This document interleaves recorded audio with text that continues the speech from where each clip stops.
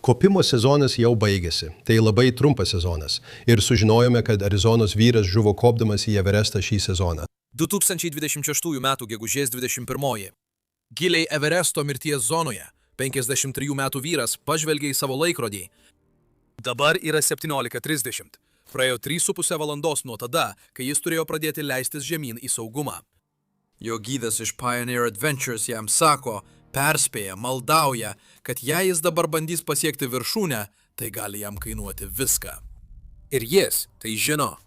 Lygiai prieš metus tas pats vyras pasiekė trečiąją stovyklą, suprato, kad jaučiasi blogai ir priėmė protingą sprendimą apsisukti bei gyvas grįžti namo.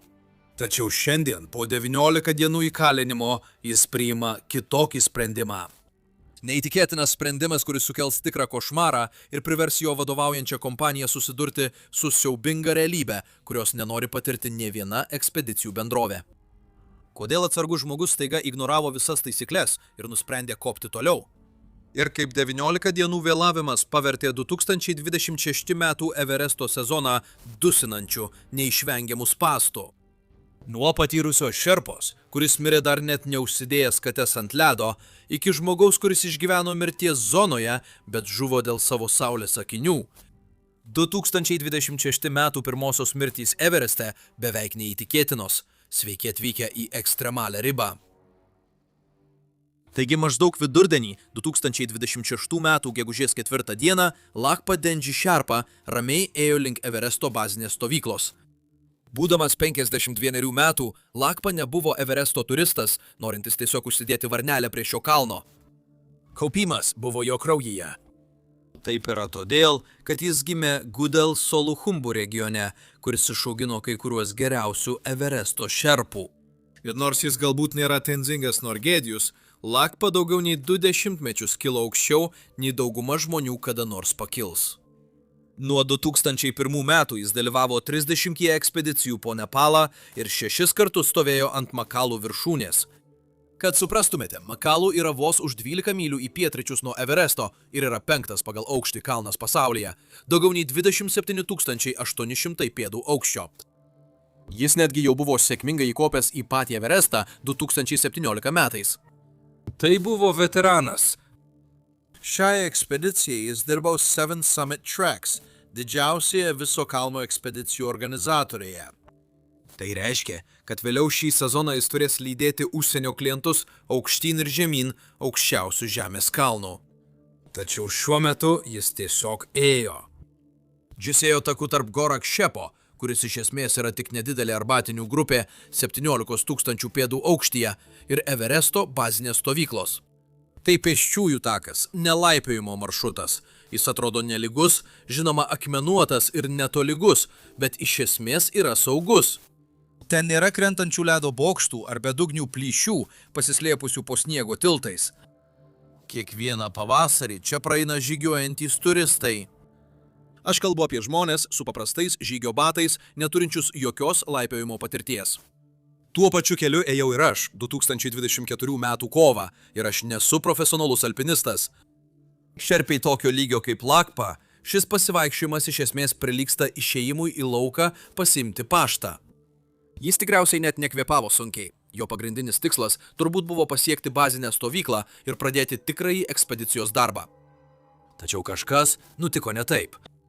Šiuo normaliu, nuobodžiu, saugiu keliu link Everesto kalno Sherpa Lakpa Dengji tiesiog nukrito. Ir aš nelabai žinau kodėl. Pranešimai apie tai, kas tiksliai įvyko, yra sudėtingi. Oficialiai jo darbdavio Seven Summit Treks ataskaita tiesiog teigia, kad jis neteko sąmonės ir mirė take.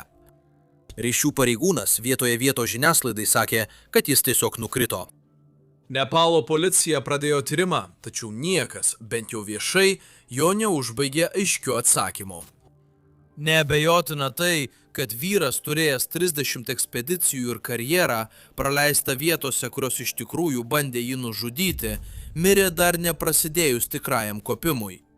Jei manote, kad Lakpos mirtis buvo tragiška ir neraminanti, tai, kas įvyko po 6 dienų, privertė kiekvieną patyrusį Everesto alpinistą drebėti iš baimės. Nes 2026 m. gegužės 10 d. 35 metų Nepalo alpinistas vardu Bridžajus Girmirė buvo Evereste ir darė tai, ką kiekvienas rimtas Everesto alpinistas daro pirmosiomis sezono savaitėmis. Jo planas buvo kopti iš bazinės stovyklos, esančios 17 600 pėdų aukštyje, per Khumbu ledo kritį link pirmosios stovyklos, kuri yra 19 900 pėdų aukštyje, ir tada grįžti atgal žemyn. Tai vadinama aklimatizacijos rotacija. Iš esmės tai yra jūsų kūno repeticija prieš tikrąjį iššūkį. Jūs kylate aukštyn, patiriate stresą aukštyje ir grįžtate žemyn. Tada kylate šiek tiek aukščiau ir vėl grįžtate žemyn.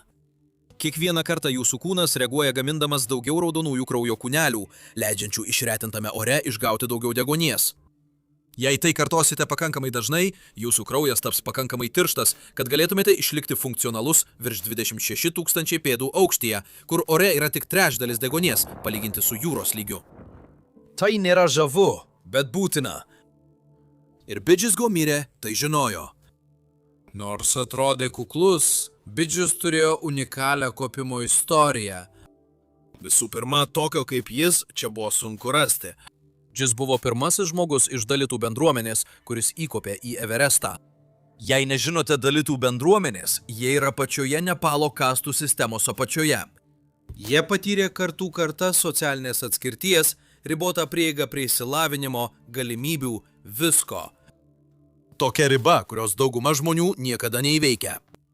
Ir šis vyras, vienas iš jų, buvo pralaužęs akivaizdžiausią įmanomą barjerą, kokias tik galima įsivaizduoti. Bridžis stovėjo pasaulio viršūnėje ne kartą, o net 3 kartus – 2016, 2019 ir 2023 metais. Jis netgi viską dokumentavo YouTube, nes buvo populiarus YouTube kūrėjas, kuris savo kopimus filmavo ir rodė visam pasauliui. Taigi, kai Bridžajus išvyko į tą aklimatizacijos rotaciją gegužės 9-ąją, tai jam iš tikrųjų turėjo būti įprasta rutina. Niekas nekreipė dėmesio į jo kopimą. Nors Khumbu ledo kriuklys gali būti pavojingas dėl griaunančių sniego lavinų ir griūvančių ledo bokštų, kurių dydis prilygsta biurų pastatams, tai buvo žmogus, kuris buvo patyręs ir blogesnių dalykų. Tikėtumeisi, kad jis išsisuks be nemenkiausio įbrėžimo. Bridžajus Girmirė saugiai įveikė ledo krioklį ir gegužės 10-osios rytą buvo saugiame pirmame stovykloje, 19 900 pėdų aukštyje, kai staiga jis pajuto, kad jo kūnas keistai reaguoja. Jo kodžios atrodė sunkesnės nei turėtų būti tokiame aukštyje. Jo kvėpavimas, kuris turėjo būti kontroliuojamas ir tolygus žmogui, kuris tai darė jau 3 kartus, virto trumpais, drėgnais įkvėpimais, nuo kurių atrodė plaučiai visai nesipildė oru. Jis tikriausiai savo sakė, kad tai praeis. Alpinistams jaustis keistai, čia yra normalu. Bet tada jo galva pradėjo svaigti. Ledo bokštai aplink jį, palapinės, jo pačios rankos, viskas jo regos lauke pradėjo susilieti į vieną. Iš pradžių tai buvo aiškios formos, paskui viskas tapo neryšku, o tada tamsa. Jis sukniubo ant žemės. Bridžajus patyrė aukstumų plaučių edemą. Kai deguonies lygis labai sumažėja dideliame aukštyje, kraujagyslės plaučiuose pradeda leisti skystį tiesiai į oro maišelius. Šios mažytės kišenėlės, kurios paprastai perneša deguonį į jūsų kraują. Kai šie maišeliai prisipildo skysčių, o ne orų, kiekvienas jūsų įkvėpimas reiškia, kad kvėpuojate vandeniu. Jūsų plaučiai skęsta iš vidaus. O kai kraujas nebegali pernešti pakankamai deguonies į širdį, širdis sustoja. Tai kiekvieno alpinisto medicininis košmaras. Jo kopimo kolegos puolė prie jo ir atliko visas skubios pagalbos procedūras teisingai. Buvo duotas deguonis, bazinė stovykla buvo perspėta. Vienintelis medicininis gydymas HAPE yra nusileisti žemyn ir gauti daugiau deguonies į kraują, kol širdis dar turi su kuo dirbti. Tačiau nunešti bejėgį žmogų žemyn iš pirmosios stovyklos per Khumbu ledo krioklį naktį nėra paprasta operacija. Maršrutas yra labirintas plyšių, kopečių, griūvančių serakų ir įtemptų virvių visiškoje tamsoje. Jo komanda judėjo taip greitai, kaip tik leido kalnas. To nebuvo pakankamai greitai. Bridžas Girmirė mirė leisdamas žemyn į bazinę stovyklą. Jam buvo tik 35 metai. Jo staigus sveikatos sutrikimas išgąsdino alpinistus. Nes jei visiškai sveikas, jaunas, 3 kartus viršūnę pasiekęs alpinistas gali taip paprastai mirti nuo aukščio ligos. Tai kas tada iš tikrųjų yra saugus? Šiuo sezono metu jau buvo mirę 2 vyrai ir nė vienas iš jų net nebuvo palietęs viršutinės kalno dalies. Tai, ko niekas garsiai nesakė bazinėje stovykloje, bet visi galvojo, buvo tai, kad šis sezonas tik blogės. Nes Lakpos ir Bidžio mirtis neįvyko izoliuotai, jos įvyko spaudimo katile, kuris kaupėsi nuo kovo mėnesio. Tai yra Everesto bazinė stovykla 2026 m. balandį. Matai tą minę? Tai nėra netikėta, bet vis tiek, atvirai kalbant, gana neramu. Nepalo vyriausybė 2026 m. pavasario sezonui išdavė 492 leidimus kopti į Everestą. Kiekvienas jų kainuoja 15 000 JAV dolerių. Tai didžiausias leidimų skaičius Everesto istorijoje ir daugiau nei 7 milijonai dolerių vien tik už leidimų mokesčius, kas nestebina. Nepalas pastaruoju metu susiduria su finansiniais sunkumais, o Everestas yra jo vertingiausias gamtinis turtas. Taigi logiška, kad turizmo departamentas šį pavasarį išdavė daugiau leidimų nei bet kada anksčiau, net jei tai reiškia, kad švenčiausia Nepalo kalnas tampa užpildytas kaip greitkelis per šventinį savaitgalį. Dabar pridėkime šerpus. Pagal įstatymą kiekvienas užsienio alpinistas privalo turėti bent vieną. Dauguma aukščiausios klasės operatorių naudoja 2, kartais 3 kiekvienam klientui. Tai reiškia, kad tikrasis žmonių skaičius, bandančių kilti aukštyn, viena vienintelė įtempta virvė viename kalne artėjo prie 1000 žmonių. Visi buvo nukreipti per infrastruktūrą, kuri niekada nebuvo susidūrusi su tokiu srautu. Todėl tikrai neturėtų stebinti, kad 2026 metais kažkas nutrūko. Ironiška, bet tai nebuvo įranga, o pats kalnas.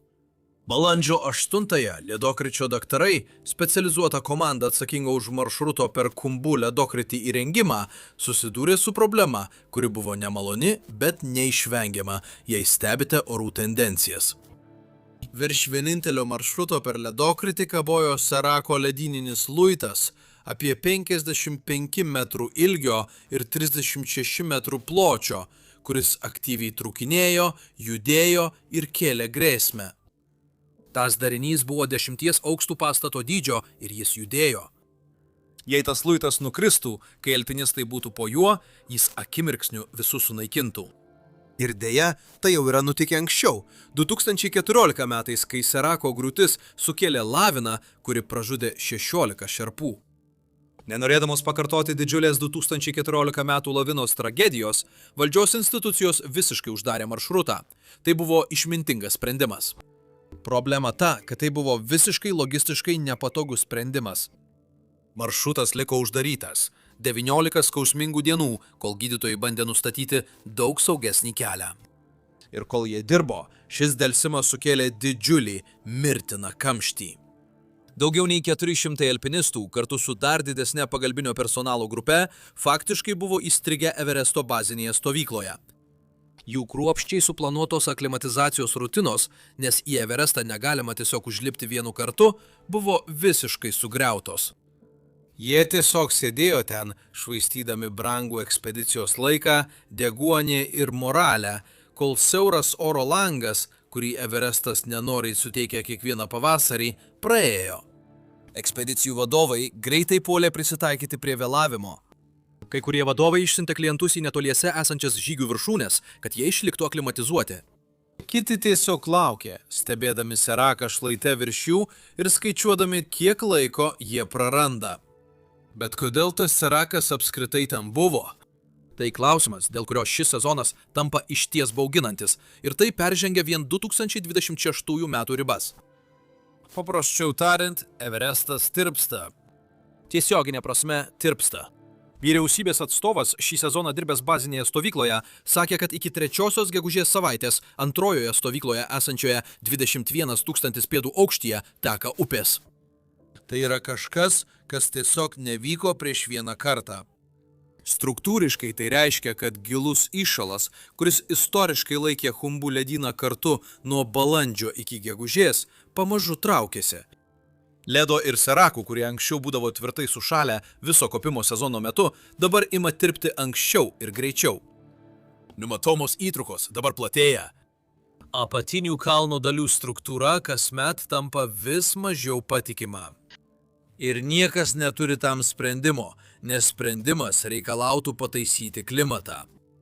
Serakas iš tikrųjų niekada pats nesusitvarkė. Ir čia prasideda šiuolaikinio Everesto logikos gilus nerimas. 19 dienų valdžios atstovai visiems sakė, kad stovėti po tuo trūkinėjančiu ledu yra savižudiška misija. Tačiau kai sezonas buvo ant visiško finansinio žlugimo ribos, bendroje komandoje ledo krioklio maršruto tiesėjai ir komerciniai gidai padarė būtent tai, ko jie visus buvo perspėję nedaryti.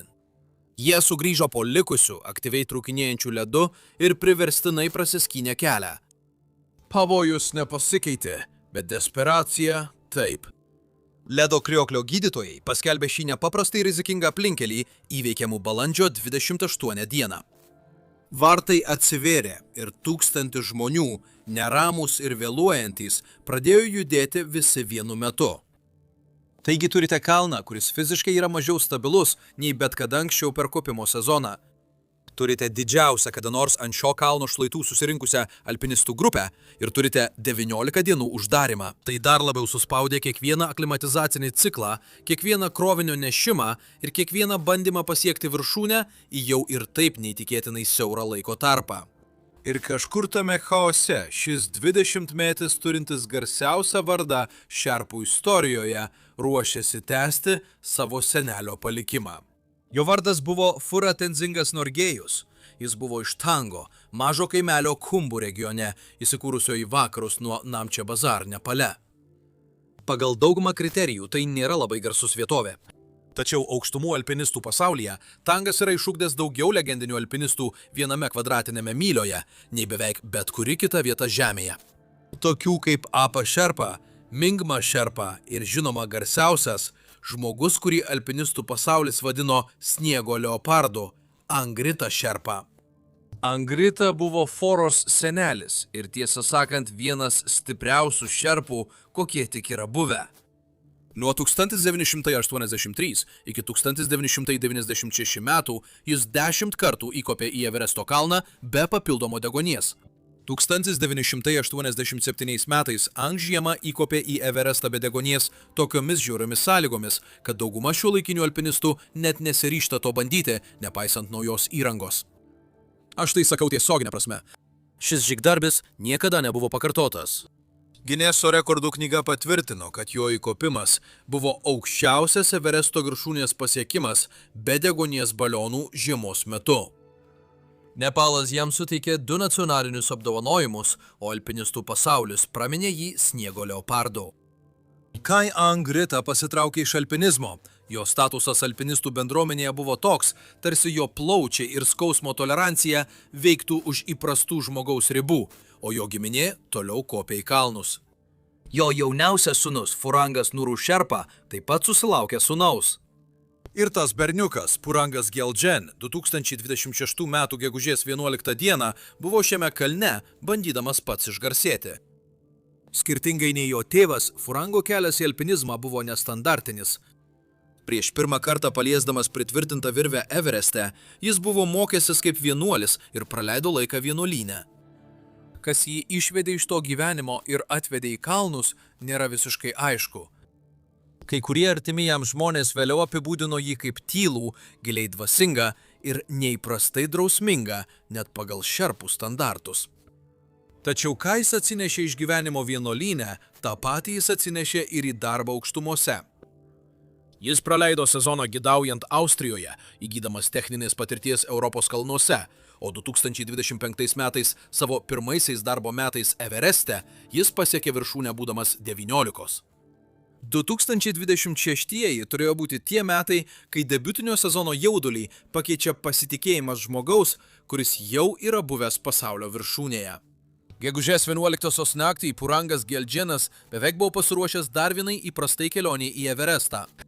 Jis buvo šerpų komandos narys, nešančios atsargas Lhocės sieną link 3 stovyklos, kad paruoštų viską klientams, kurie dabar buvo beviltiškai atsilikę nuo grafiko.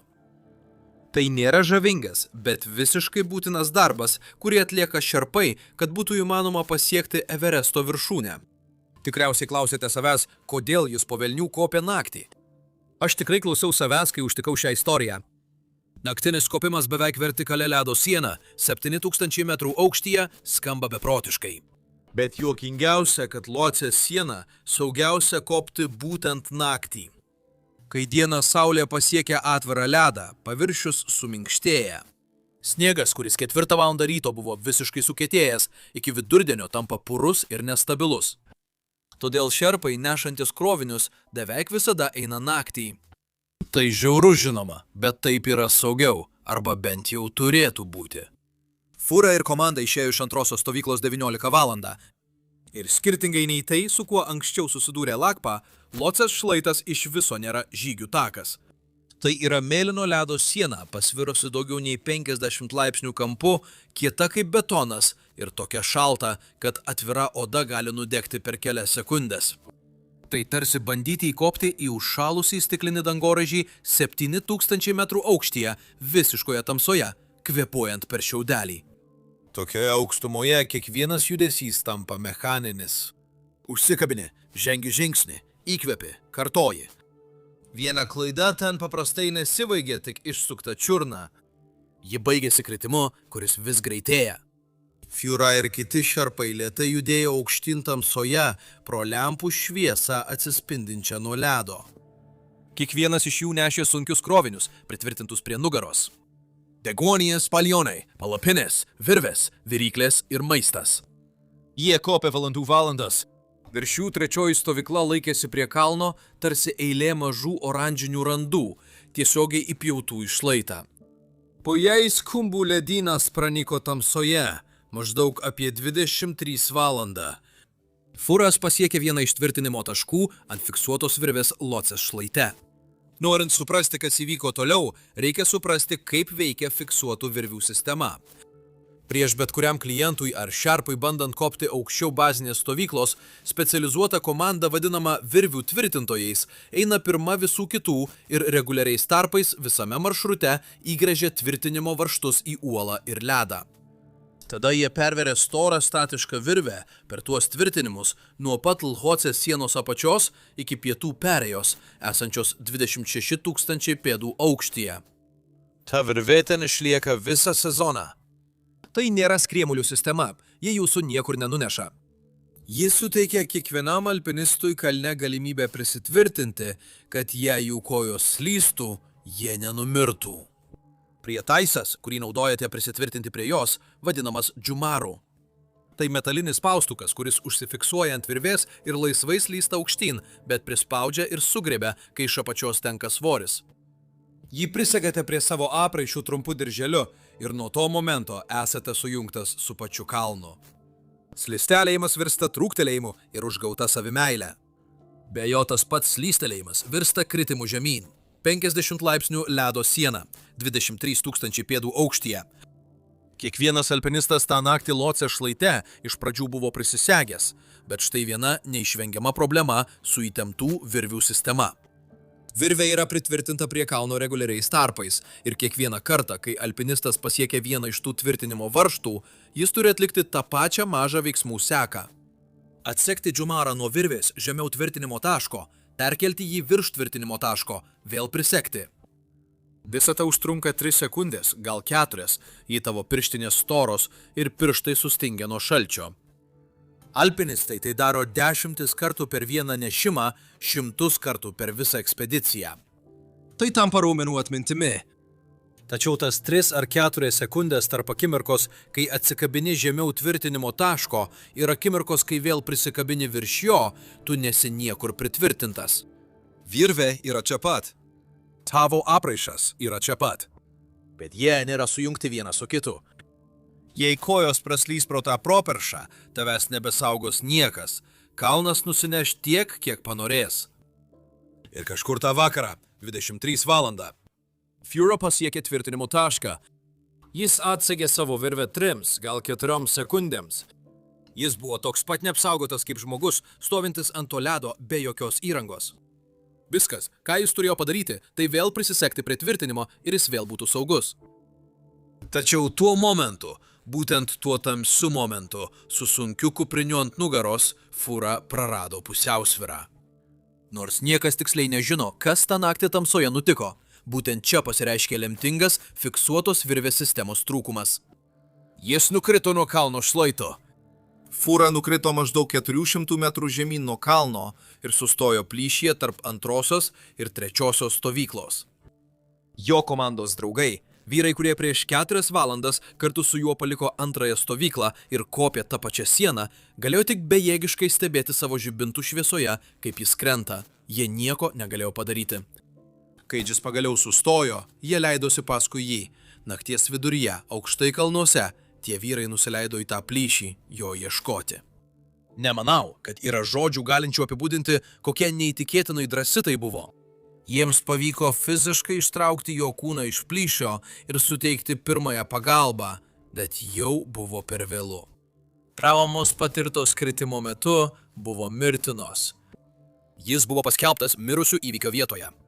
Komanda nunešė jį į antrąją stovyklą, o auštant jo paimti atskrido sraigtasparnis.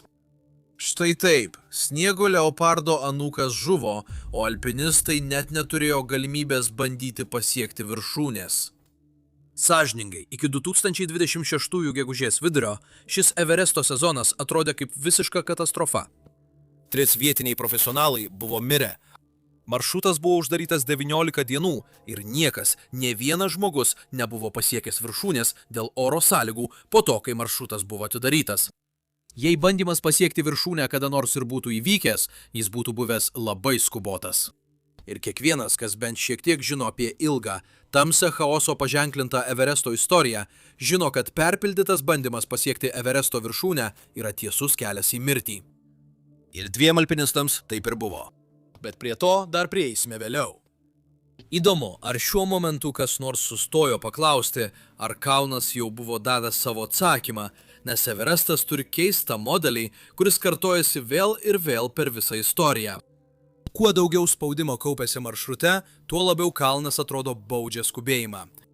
Delsimas sukuria spūstis, spūstys sukelia desperaciją. Desperacija verčia žmonės ignoruoti įspėjamuosius ženklus, kurių paprastai paisytų žemesnėme aukštyje. Ir iki gegužės 20 dienos spaudimas bazinėje stovykloje buvo tapęs milžiniškas. Klientai buvo sumokėję nuo 40 000 iki daugiau nei 100 000 dolerių, kad galėtų būti ten. Daugelis turėjo darbus, rėmėjus, įsipareigojimus žiniasklaidai ir ribotas deguonies atsargas, susietas su griežtais terminais. Ekspedicijų organizatoriai visą sezoną finansiškai siejo su sėkmingais viršūnių pasiekimais. Šerpai, kurie jau buvo netekę draugų ir bendradarbių, vis tiek turėjo komandas, kurios priklausė nuo jų, kad judėtų aukštyn. Taigi, kai orų prognozuotojai pagaliau pastebėjo tinkamą oro langą, 2026 m. gegužės 20 d. visas kalnas sujudo. Beveik 500 alpinistų ir šerpų pradėjo kopti link viršūnės pietų perėjos maršrutu, judėdami persidengiančiomis bangomis. Žibintuvėliai driekėsi per kalną, tarsi švytinčios venos tamsoje. 4. stovykla pilna išsekusių alpinistų, kurie bando atsigerti, ištirpdyti sniegą ir taupyti deguonį prieš viršūnės naktį. Tačiau Everestas netampa saugesnis vien todėl, kad žmonės yra nekantrūs. 2026 m. gegužės 19 d. 20 val. 30 min. pirmosios viršūnės komandos jau paliko pietinį perėją ir dingo tamsoje virš 4. stovyklos. Beveik 26 000 pėdų aukštyje nėra patogaus būdo pradėti kopimą į viršūnę. Jūs nepabundate jausdamasis pailsėjęs, vis tiek iš tikrųjų nemiegojote. Jūs tiesiog gulėjote sušalusiame palapinėje, klausydamasis, kaip vėjas bando suplėšyti audinį, o jūsų kūnas lėtai vartoja savo raumenų audinį vien tam, kad organai veiktų. Kai ateina laikas eiti, kiekvienas judesys tampa kova su nuovargiu. Užsisegi pūkinį kostiumą, kiši patinusias kojas į sušalusius batus, su storomis pirštinėmis segiesi apkaustus, kol pirštai rėkia iš šalčio. Tada užsidedi deguonies kaukę ant veido. Nuo tos akimirkos visas tavo pasaulis susitraukia iki ritmiško reguliatoriaus šnypštimo ir mažo linguojančio šviesos rato, kurį meta tavo žibintuvėlis ant galvos. Paprastai kopimas mirties zonoje yra itin izoliuojanti patirtis. Tačiau gegužės 19 naktį, kai alpinistai kopė trikampių šlaitu link žinomo orientyro, vadinamo balkonu, jie nežengė į vienišą tuštumą. Jie žengė ant lėtai judančio žmonių kančios konvejerio. Kadangi čia aplinkos temperatūra siekia apie -40 laipsnių, jūs esate prisegtas prie vienos nailoninės virvės. Ir kai pažvelgėte į kalną, matote ne tik ledą, matote nenutrūkstamą švytinčią 100 žibintų eilę, besitęsiančią į tamsą. Tai stulbinantis vaizdas nuotraukai, bet tikra košmaro realybėje, nes kiekviena iš tų šviesų priklauso žmogui, kuris juda vos keliomis myliomis per valandą ir jūs negalite jų aplenkti. Kai gegužės 20-osios rytą pagaliau patekėjo saulė, tapo matomas siaubingas kamščio mastas. Manau, ši nuotrauka tai puikiai parodo. Alpinistai žingsnis po skausmingo žingsnio slinko link pietinės viršūnės, esančios 28 700 pėdų aukštyje. Iš ten jie vis dar turėjo laukti savo eilės, kad galėtų pereiti Hilario laiptą, o tada įveikti paskutinį, siaubingai atvirą aštrų keteros ruožą iki viršūnės. Nepaisant skausmingai lėto tempo, tą dieną net 274 žmonės pasiekė Everesto viršūnę 2026 m. gegužės 20 dieną. Jie visiškai sumušė ankstesnį vienos dienos rekordą, 223 žmonės, pasiektą 2019 metais, kai sezonas jau buvo pagarsėjęs perpildymu. Kitą dieną dar vienas 154 žmonės pasiekė jų pėdomis. Tai daugiau nei 400 žmonių stovėjusių pasaulio viršūnėje per 48 valandas. Tai perskaitai tokią statistiką antraštėje, tai skamba kaip triumfas, didžiulė logistinė pergalė organizatoriams. Tačiau pasiekti Everesto viršūnę yra tik pusė darbo. Iš tikrųjų, tai lengvesnioji pusė, nes tuo metu, kai alpinistai darėsi nuotraukas viršūnėje, nusimdavo kaukės šypsenoms asmenukėse, už tą milžinišką spūstį netrukus teko sumokėti fiziologinę kainą. Vienai konkrečiai gydėjimo agentūrai, vadinamai Pioneer Adventures, šį 24 valandų atkarpa tapo tikru košmaru, nes jie buvo beprarandantys 2 savo labiausiai patyrusius klientus vieną po kito. Ir tragedija tokia glaudžiai susijusi, kad atrodo lyg surežisuota. Pirmasis buvo 46 metų technologijų specialistas iš Arizonos vardu Sandipas Arė. Sandipas buvo vyriausiasis architektas dirbęs Phoenixe, Arizonoje. Iš pradžių kilęs iš Andhra Pradešo, Indijos, jis buvo žmogus, kuris visą savo gyvenimą dirbo su sudėtingais įmonių duomenimis, sistemomis ir logika. Turėdamas finansų magistro laipsnį ir 20 metų techninės lyderystės patirties, jo lygio nepasieksi, jei nemoki įvertinti rizikos ir įgyvendinti kruopštaus plano. Ir jis netiesiog vieną dieną pabudo ir nusprendė nusipirkti kelią į Everesto viršūnę. Sandipas buvo rimtas ištvermės sportininkas. Tai buvo žmogus, kuris nekartą įveikė varginantį Didžiojo kanjono žygį nuo krašto iki krašto. Jis įkopė į Kilimandžaro kalną 2024 metais. Jis įkopė į Aconcagua, aukščiausią Pietų Amerikos kalną, vos prieš kelis mėnesius, 2026 metų pradžioje. Jis netgi buvo atlikęs Everesto bazinės stovyklos ir Lobučės rytų žygius metais anksčiau, būtent tam, kad pripratintų organizmą prie Himalajų. Pioneer Adventures, komanda, prie kurios jis prisijungė, jį vadino vienu iš absoliučiai stipriausių alpinistų jų grupėje. Jis įdėjo daug pastangų ir maždaug 11 val. Ryto, gegužės 20-ąją, tos pastangos atsipirko.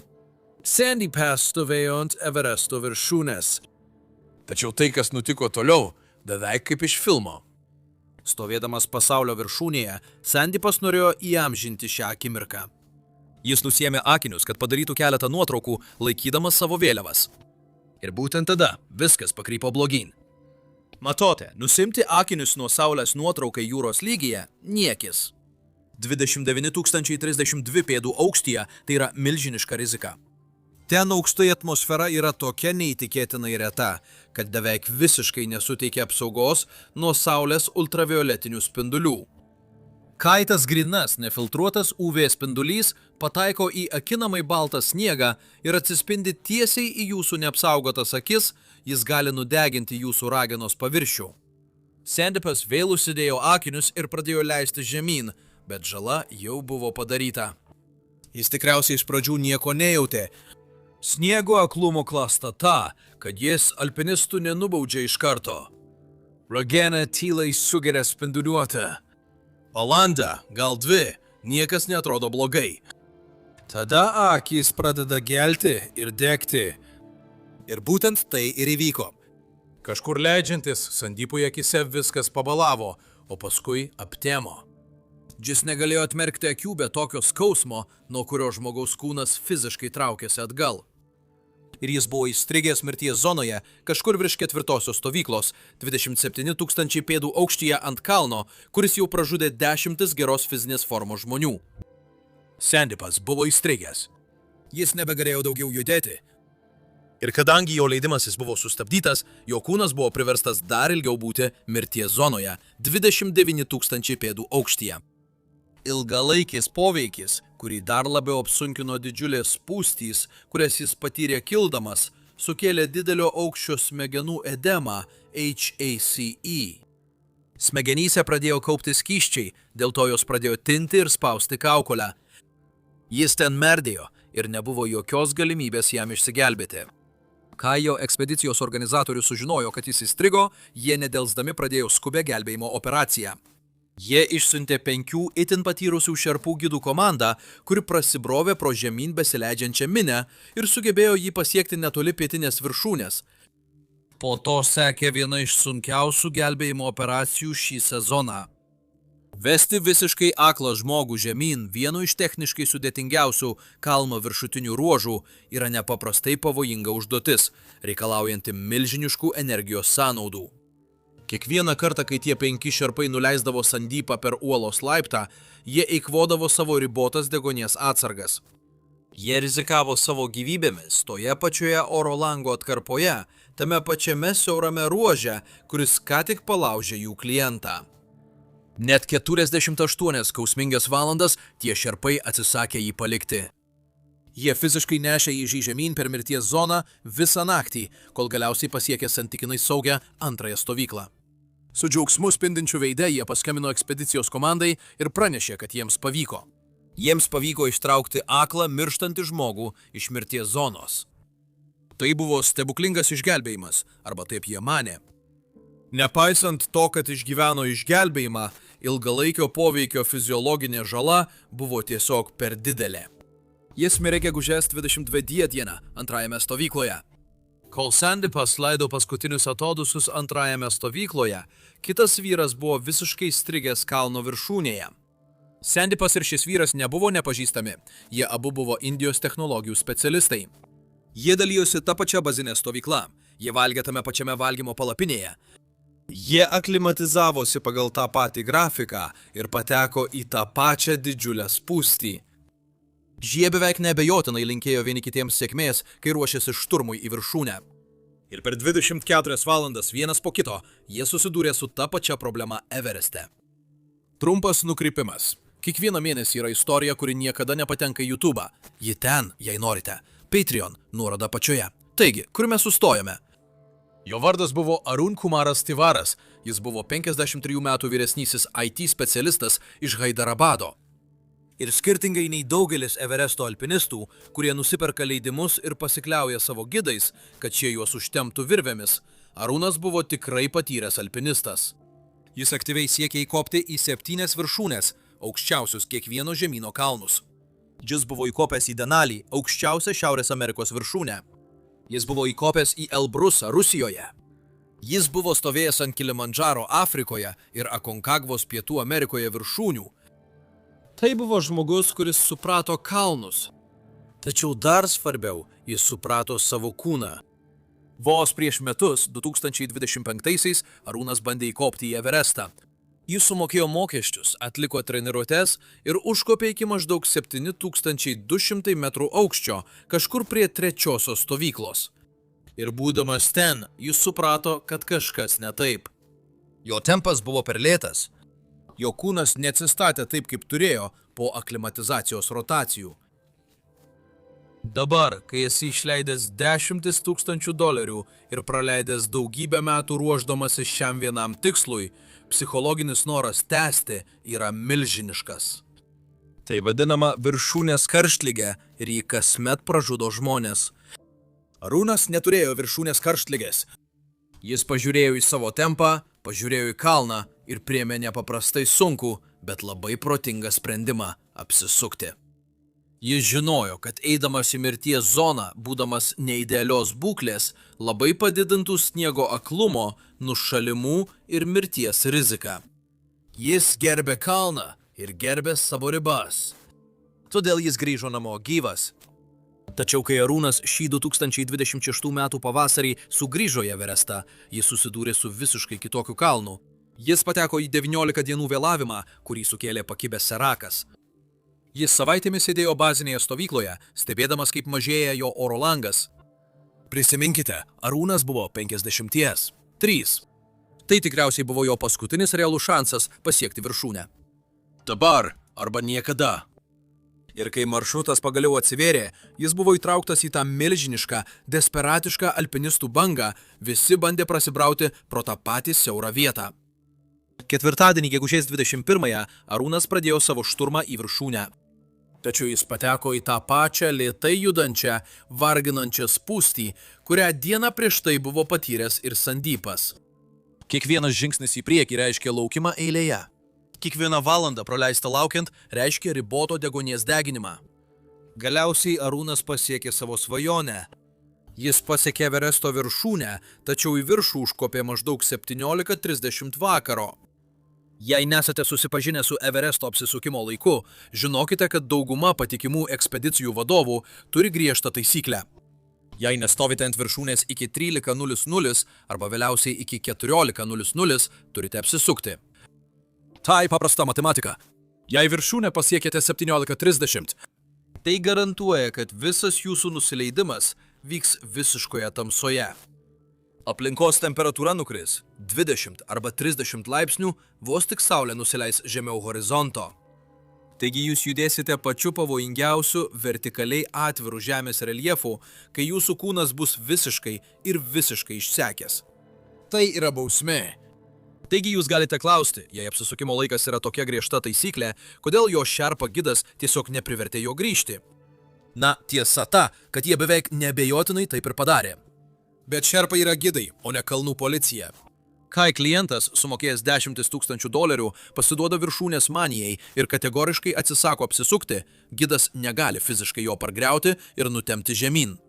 Kad ir koks desperatiškas noras pastumėjo atsargų vyrą, tokį kaip Arūnas, pažvelgti savo gidams į akis, ignoruoti apsisukimo laiką ir toliau kopti vėlyvą popietę, tai jam kainavo viską.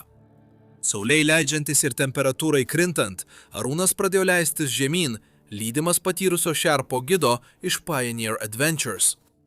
Jie įsijungė savo kaktinius žibintus. Nuvargis buvo didžiulis. Šiuo metu jis jau buvo kopęs daugiau nei 16 valandų. Ir kai jis priartėjo prie Hilarijo laiptelio, jo kūnas pagaliau pasidavė. Prisiminkite, Hilarijo laiptelis yra 12 metrų aukščio stačia uolų ir ledo siena, esanti 8748 metrų aukštyje. Kopti į jį yra sunku. Leistis juo tamsoje, atbulomis, avint kates ir dėvint deguonies kaukę yra siaubinga. Visai šalia šios kliūties Arūnas pradėjo vemti krauju. Taip atrodo didelio aukščio plaučių edema, 28 700 pėdų aukštyje, tamsoje. Skystis, kuris tyliai kaupėsi jo plaučiuose, pasiekė tokį lygį, kad jo kūnas bandė jį pašalinti vieninteliu įmanomu būdu. Tai lygiai ta pati būklė, kuri prieš kelias dienas žemiau kalno pražudė Busy Gomirę. Tačiau skirtingai nei Busy, kuris buvo palyginti žemai kalne, kai jam prasidėjo Hype, Arūnas buvo 28 700 pėdų aukštyje. Jis buvo tamsoje ir visiškai išsekęs. Jo šerpa iš karto iškvietė pagalbą. 3 kiti netoliese buvę gidai paliko savo maršrutus, kad padėtų. 4 šerpai desperatiškai bandė jį stabilizuoti. Jie bandė jį išlaikyti budrų ir fiziškai padėti leisti žemyn. Bet būkime realistai. Jūs negalite tempi bejėgį, mirštantį žmogų žemyn 12 metrų stačia uolos sieną tamsoje. Nepaisant inirtingų, herojiškų šerpų pastangų, jo atgaivinti nepavyko. Arūnas Kumaras Tivaras mirė būtent ten, sniege, netoli Hilarijo laiptelio. Jo kūnas ten tebėra iki šiol. Kūno pargabenimas nuo Hilarijo laiptelio yra viena sudėtingiausių ir ypač pavojingų operacijų pasaulyje. Tam reikia specialios šerpų komandos, pasiryžusios rizikuoti savo gyvybėmis mirties zonoje vien tam, kad iškirstų į ledą įšalusį kūną ir nuleistų jį 1000 pėdų žemyn. Tai kainuoja daugiau nei $100 000, todėl daugelis šeimų ir Nepalo vyriausybė mieliau leidžia kalnui pasilikti savo mirusiuosius, nei rizikuoja dar daugiau gyvybių dėl kūno pargabenimo. Šis 2026 metų sezonas parodė, kaip neprognozuojamas tampa Everestas. Tavo ankstesnė patirtis tavęs neišgelbės. Tavo senelio reputacija nesuteikė tau neliečiamumo. Net ir nuobodus įprastas žygis į bazinę stovyklą gali baigtis mirtimi, o logistika reikalinga išlaikyti žmonės gyvus 8800 metrų aukštyje pradeda visiškai griūti po komercinių ambicijų ir klimato krizės svorių. Tačiau yra vilties, nes Nepalo vyriausybė yra paskutinėme etape priimant naują plataus masto įstatymą. Netrukus kiekvienas, norintis gauti leidimą kopti į Everestą, pagal įstatymą privalės pirmiausia sėkmingai įkopti į 7000 metrų aukščio kalną esantį būtent Nepale. Idėja yra atsijoti nepatyrusius žmonės ir užtikrinti, kad tie, kurie perpildo mirties zoną, iš tikrųjų žinotų, kaip jų kūnas reaguoja į ekstremalų aukštį prieš jiems ten patekant. Ar tai iš tikrųjų padarys kalną saugesnį? Ar tai tik dar viena finansinė politika, skirta paskatinti vietinę žygių ekonomiką, dar pamatysime. Tačiau vienas dalykas yra tikras. Everestą iš gyvenimo nusipirkti negalima. Kalnas visada tars paskutinį žodį. 2026 metų žuvusieji Evereste turi vieną bendrą bruožą. Visi jie mirė, siekdami savo svajonių. Tačiau šis šerpa vedė 3 Ukrainos alpinistus į Everesto viršūnę vien tam, kad nufilmuotų reklaminį vaizdo įrašą. Jam pavyko, tačiau kai jis nusileidimo metu sukniubo ir jam prireikė jų pagalbos išgyventi, tai, ką jie padarė vėliau, buvo viena iš blogiausių šerpų išdavysčių Evereste. Jūs nenorėsite praleisti šio kito vaizdo įrašo.